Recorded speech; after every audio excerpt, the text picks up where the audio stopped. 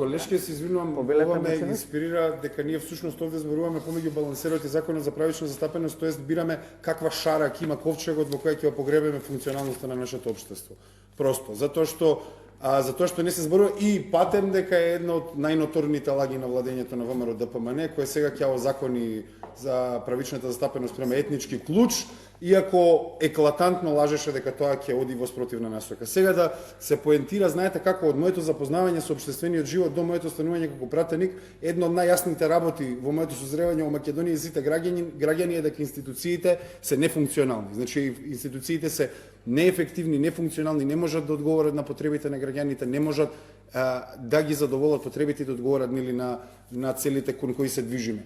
Зошто е ова? Тоа е заради фактот што политиката ја користи администрацијата да се инструментализира за остварување на само партиски интереси и ништо друго. Многу е просто. Дали 23 министерства во Македонија постојат за да им ги решаваат проблемите на граѓаните? Не, постојат за да се задоволат коалициски апетити, етнички апетити и понатаму.